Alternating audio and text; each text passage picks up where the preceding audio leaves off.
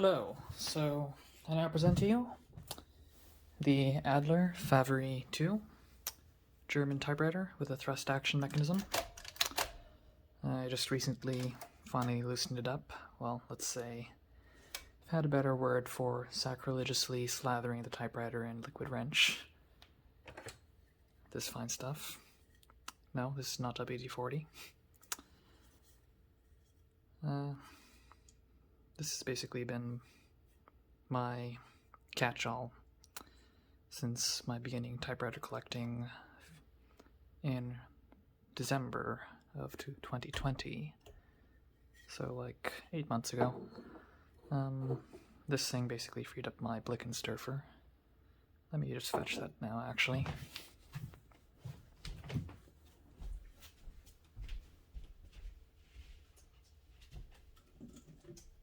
So the seller of the Blickensderfer, aluminum featherweight,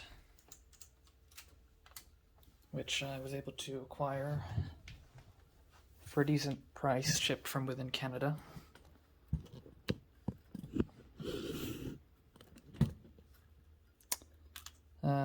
This guy was all seized up upon arrival, even though the seller did say that the carriage moves and whatnot, but I wouldn't be surprised if the seller used WD-40 not too long before selling this typewriter, or listing it at least, only for it to be all seized upon arrival. But after applying liquid wrench, which is penetrating oil and degreaser, which after evaporating fairly quickly compared to WD-40, leaves behind only a film of Surflon, which is well, at least as they say, a ceramically reinforced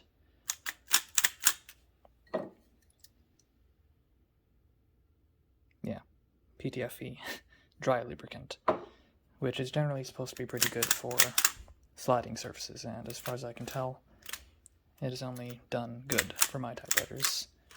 Though yes, like if I wanted to make the internal spotless, then I'll have to do a proper disassembly and maybe use some Varsol away from paint and clean things up, but for my purposes, liquid wrench has proven a very easy way to get a typewriter working nice and smoothly within hours of unpacking it. And it can be, at least as I've found, it can be used pretty nice and safely within the presence of paint, even delicate decals such as pinstripes. Unlike Varsol, which will completely strip that off, this stuff has been pretty safe around it. So, anyways, this is the Adler. This machine is dated to between 1947 to 1949. I'm not sure if I was able to find the exact, at least I think there's some number here on this bar. But I don't think I was able to cross-reference it on the typewriter database, but at least from the photos available, seems like this machine didn't get this particular crinkle paint finish until around 1947.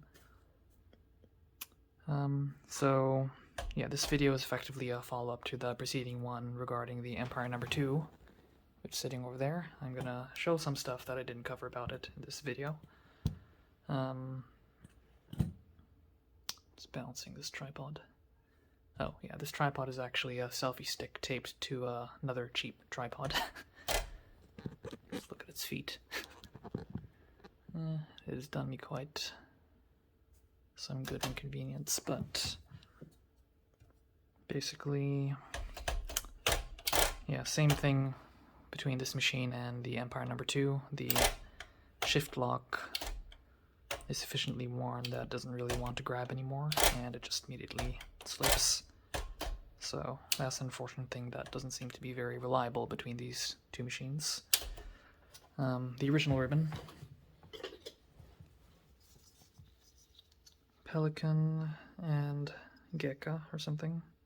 Or Geha, I don't know. Probably the latter. Spools.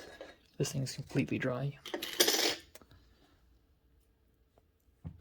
I just replace it with the universal ribbons that came with my Torpedo 18B. Now, in terms of features, you have your paper release right over here. Carriage return.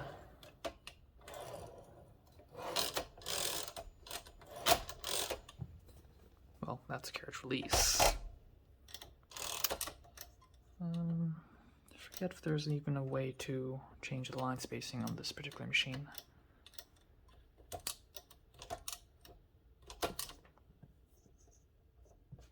Could be this thing, is it? No. Yes. 1, 2, 3, 4, 5, 6, etc. Yep, so that's the line spacing.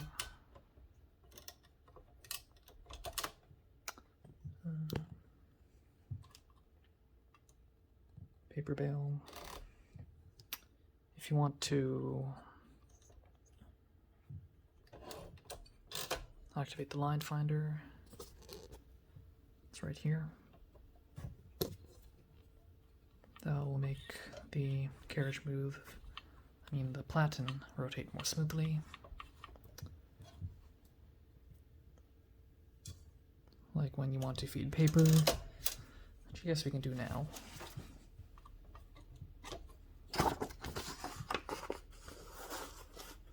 Well, before I do that, there's right at the back of the machine.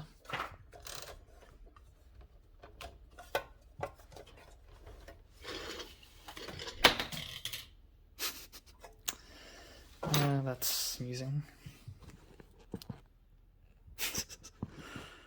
Anyways, I'll sort that out later.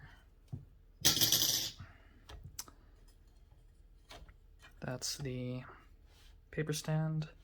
Also, we have the margins. Now, this machine only has the right margin here is only for setting the bell. Like, they explicitly have a slot here for the, as you can see, so that it will move freely. Otherwise, it will just activate the bell. And the only other thing that will stop it is this tab over here, which you can't move. Then we have the left tab, left margin, which you can pass by if you want. And as usual, they have a slope there, allows you to type past the left margin, and so on. Now, right now on this machine, there's a lot of friction when you want to move these margins, but currently it's where I want them, so. This looks like to be the carriage lock. It's supposed to hook onto something. Not sure what, if anything.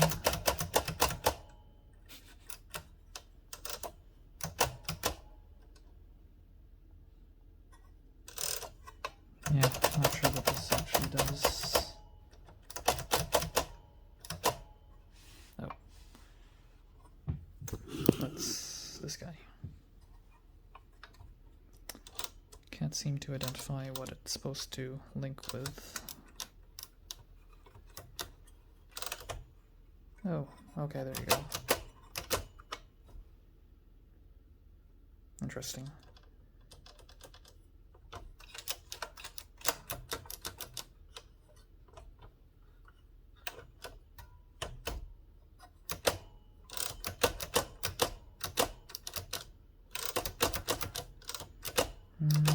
I guess all this really does is just mobilize the carriage a bit. then it will go back to business.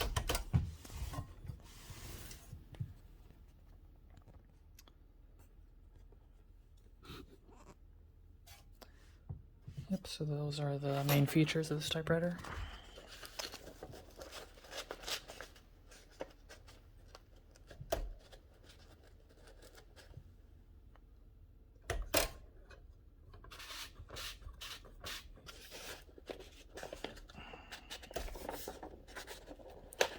Sometimes it feeds fine, other times not.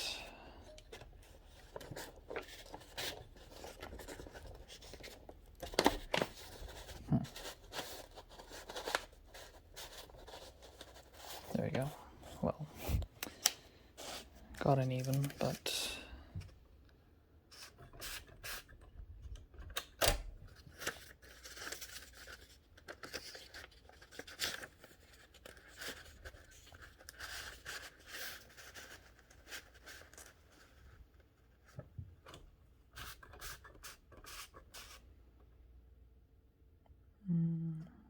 that should do it.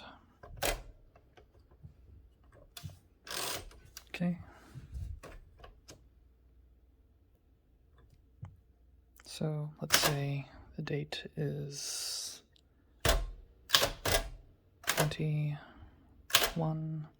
So as you can see again, like I mentioned in the previous video, using the dual colored ribbon is useless on these particular thrust action machines. Probably less so on a noiseless typewriter like that. The dash is over here. Nope. There you go. Okay. Today's the 11th, and the time is 10:04.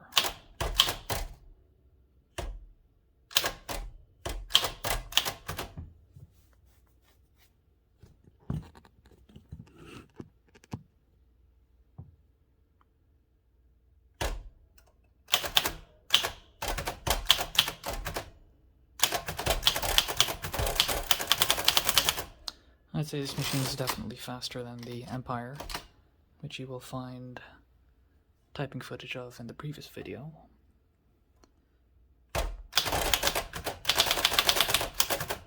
Again, this is quartz, so the Z and the Y are flipped around with respect to QWERTY. Currently typing.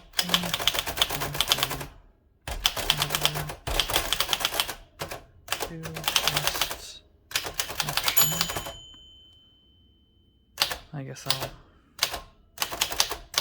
So as you can see, there's no actual absolute right margin until you get right to the end of the platen. Typewriter.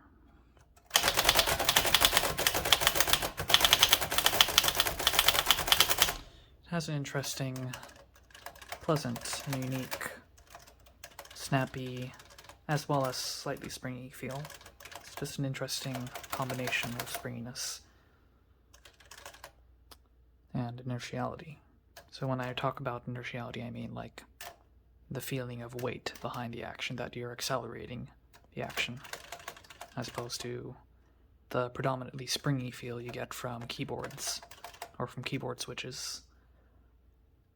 Well, at least the mechanical ones. Margin other than a...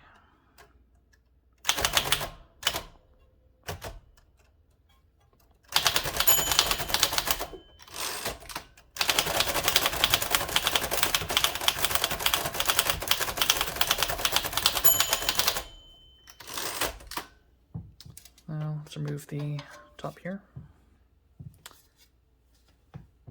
So, pretty similar to the Empire, which I will now remove the top of.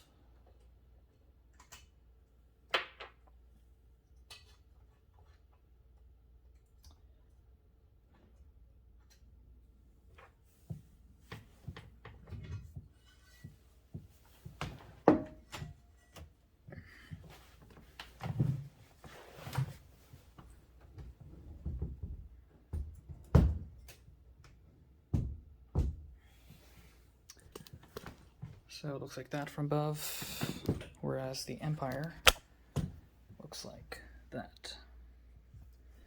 One thing that I didn't show in the previous video was this little detail. This rocker is basically what facilitates the automatic ribbon reverse. There's also an interesting detail at the back of the machine.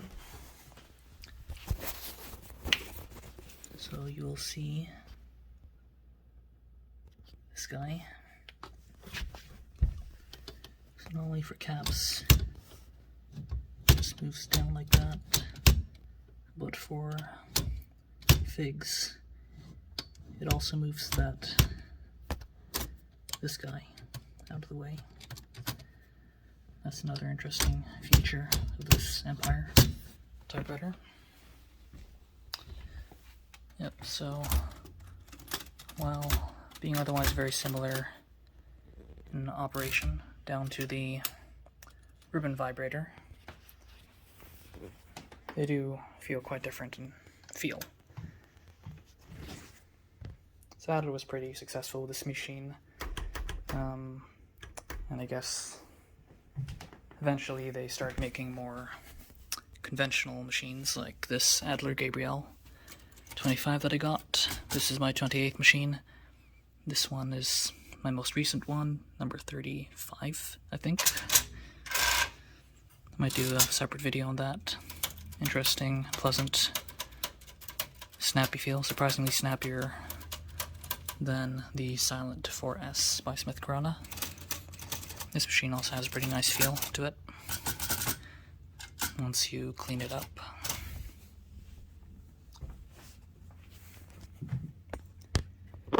So now for some typing with the nerds exposed.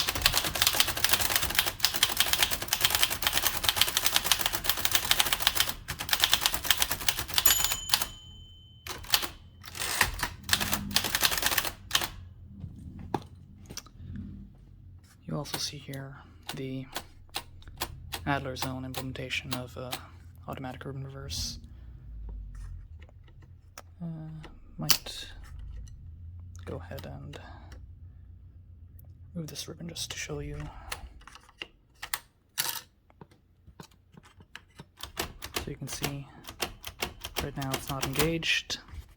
Push that down. This will get pushed down when this ribbon gets taut, and then as a result pushes this. Then now it will engage and start moving the other direction. And then the same thing will happen on this side.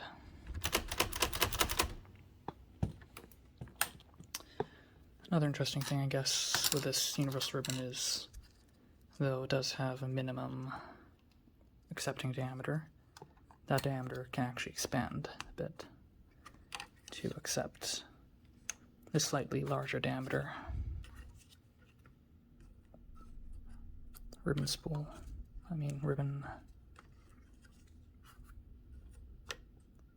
arbor. And for another view,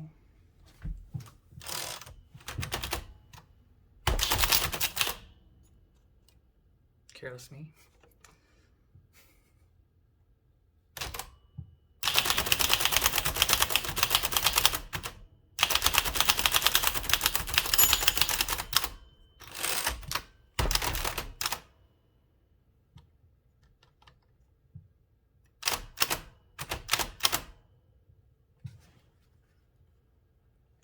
Interesting. Oh, right. It was in the wrong direction. Oh, weird. So, by chance... Okay, I see. Probably this machine... Okay, yeah. So an eyelet is not supposed to be used on this machine. This eyelet is preventing the ribbon from getting fully taut and engaging the ribbon reverse anyways. Let's go back.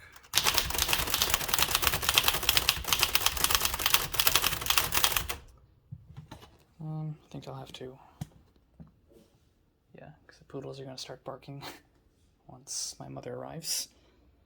Anyways, that was the Adler Favorit number 2.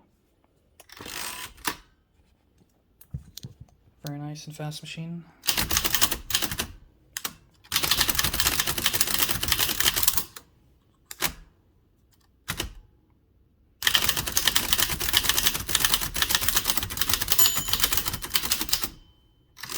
Could have been someone else's car actually, but let's see.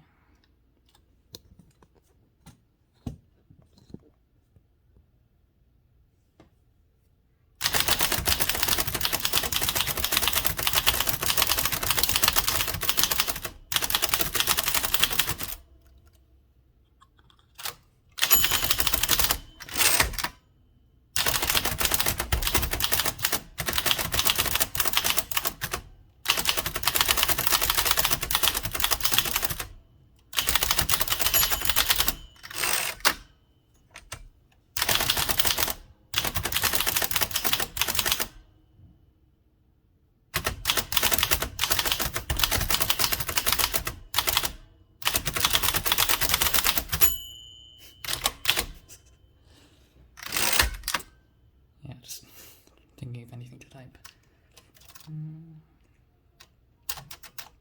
Yes, so after the Adler, well, technically, still like in the 1910s or 1920s, I believe, if not even earlier, they also themselves licensed, so Wellington, then Empire in Canada, then Germany had the Adler, which then licensed their machine to the Polish Protos or Protos, I don't know, and the Czech Orel typewriter. So, yeah, this first action mechanism saw its fair share throughout the world, at least the Western world.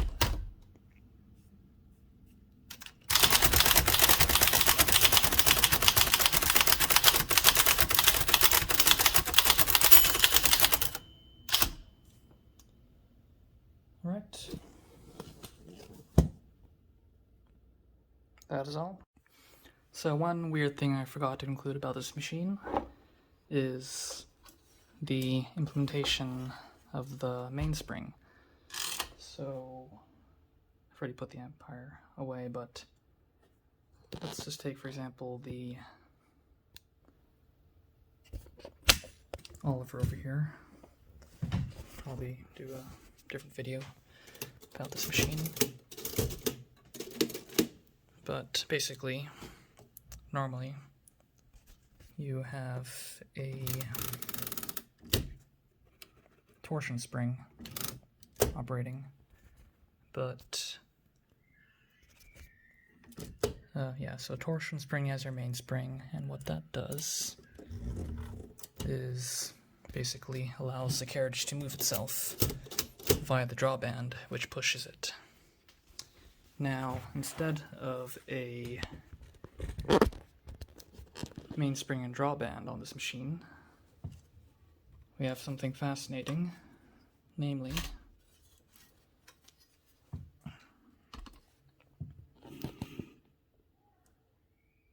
you can see here, just one really long helical spring and pulleys.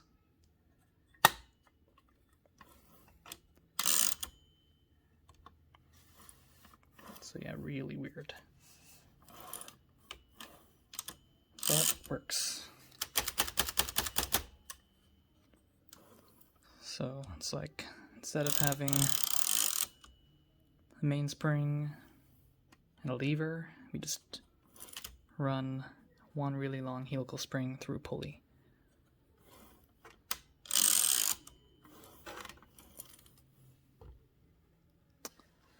Let's see if we can see said pulley. There's one